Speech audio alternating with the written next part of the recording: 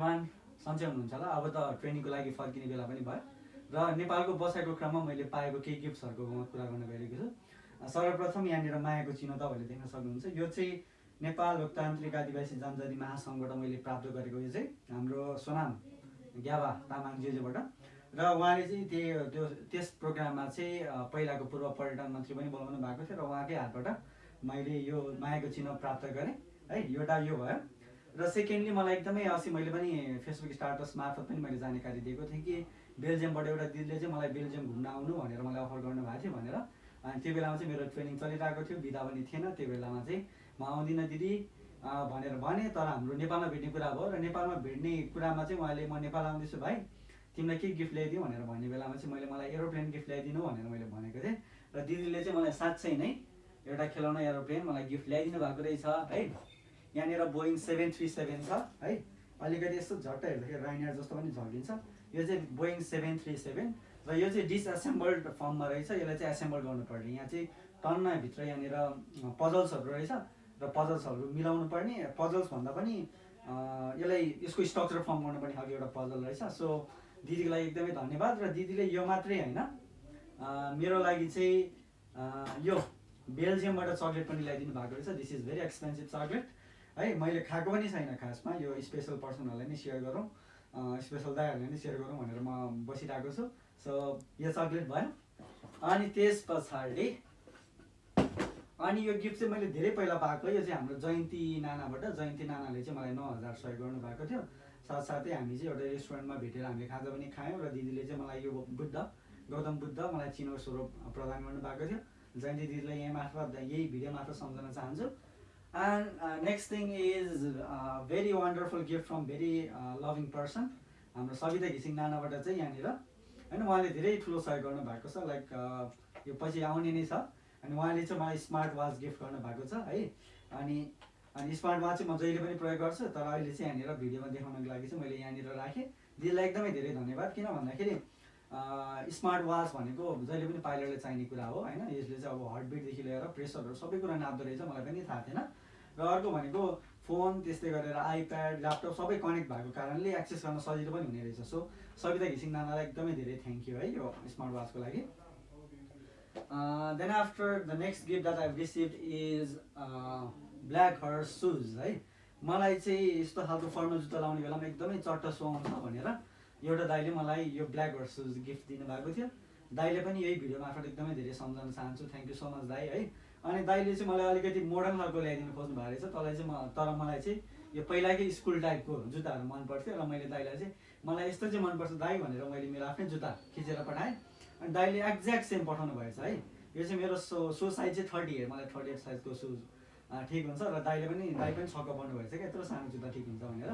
र दाइलाई एकदमै धेरै धन्यवाद है सुजको लागि। फर्मल सुज भनेको भोलि पर्सि एरोप्लेनको रडरहरू प्रेस गर्ने नै यो सुजले हो है। एरोप्लेन उडाउने नै यो सुजले हो। सो दाइलाई एकदमै धेरै धन्यवाद। मेरो हरेक मिटिङमा होइन, मेरो हरेक लाइक क्लासेसहरूमा म लाएर जाने जुत्ता नै यो हो। थ्याङ्क यू सो मच दाइको लागि। ओके, त्यस पछाडि I have a very small gift from a very small person होइन। एकजना सानो भाइ, उहाँ चाहिँ उहाँसँग आफ्नो मम्मीसँग घुम्दै बस्नु भएको रहेछ मलमा, मलाई देख्नुभएछ र उहाँको मम्मीसँग म एकछिन कुरा गरेँ र भाइले चाहिँ 2 दिन यो गाडी किनेको रहेछ र भाइले चाहिँ मलाई केही दिन नसके पनि म चाहिँ यो गिफ्ट गर्छु भनेर मलाई गिफ्ट दिनुभयो। So thank you so much little brother for this है। उहाँसँग पनि like is such a like smart person. अनि उसले पनि दाइ मलाई like in the future like I want to like be aeronautical engineering टाइपको कुरा गर्दै हुनुहुन्थ्यो उहाँले। सो मलाई चाहिँ एकदम विश्वास के भयो भने he was very smart, so he will definitely be an aeronautical engineer. अनि नेक्स्ट कुरा भनेको मलाई कारहरूमा पनि हाइलक्स एकदमै मनपर्छ, त्यही भएर चाहिँ हाइलक्स चाहिँ मैले पाएँ। So I am really thankful for that small guy. अनि त्यस पछाडि now let's talk about diaries है। अनि मैले हिजोको भिडियोमा चाहिँ के राखेको थिएँ भन्दाखेरि म चाहिँ ओखलढुङ्गाको स्टुडेन्ट्सहरूको लागि चाहिँ 100+ बुक्स चाहिँ म डोनेट गर्न गएको छु भनेर मैले भिडियो बनाएको थिएँ। र additionally I am also going to give them my previous diaries. So previous डायरिजहरू पठाउँदै जाने बेलामा I got some memories, so तपाईँहरूलाई सेयर गरौँ भनेर है।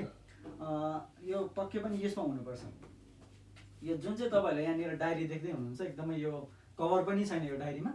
यो डायरी चाहिँ लाइक 2074 तिरको डायरी रहेछ। योभन्दा लगभग 8 वर्ष पहिलाको डायरीहरू रहेछ, डायरी रहेछ यो चाहिँ। अनि यो कुरा गर्दै गर्ने बेला मैले मेरो इन्टरभ्युजहरूमा पनि मैले के भनेको थिएँ भन्दाखेरि like before becoming a pilot, like म पाइलट हुनको लागि like I have to face financial problems obviously. So to kill those financial problems म चाहिँ फाइनेन्सियली स्टेबल हुनुपर्छ भनेर चाहिँ मैले डिफ्रेन्ट एप्रोचेसहरू ट्राई गरेको रहेछ। So brother can you be close?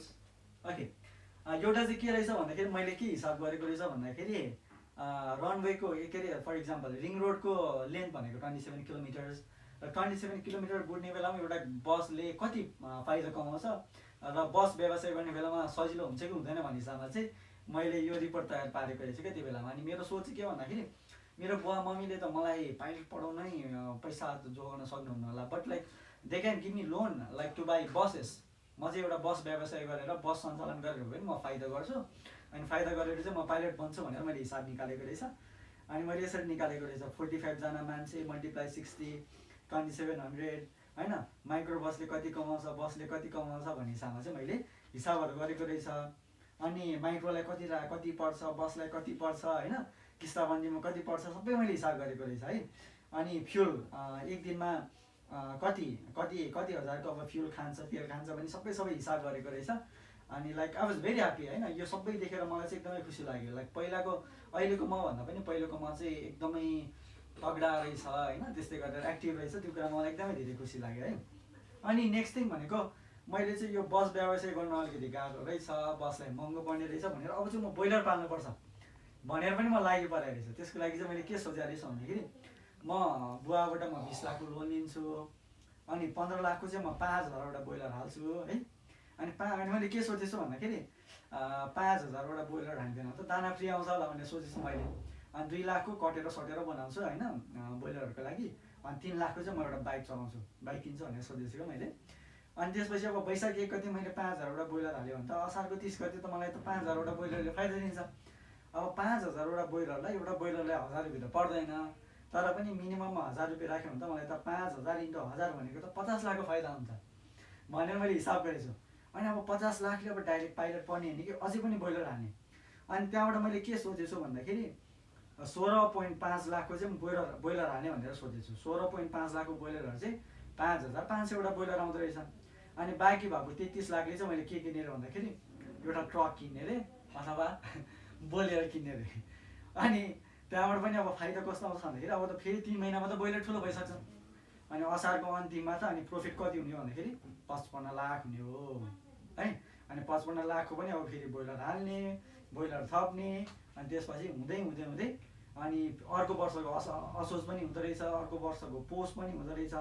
अनि चैतमा चाहिँ मलाई प्रफिट भनेको 2 करोड हुने रहेछ।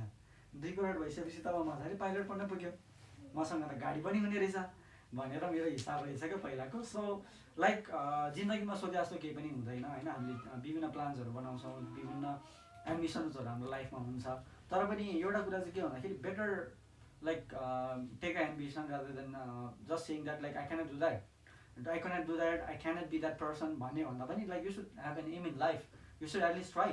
त्यो भएको कारणले like if I did not have any ambition to be a pilot, यो सबै अप्सन्सहरू, यो सबै यो फाइनेन्सियल प्रब्लम, यो फाइनेन्सियल प्लानहरू त नआउने रहेछ।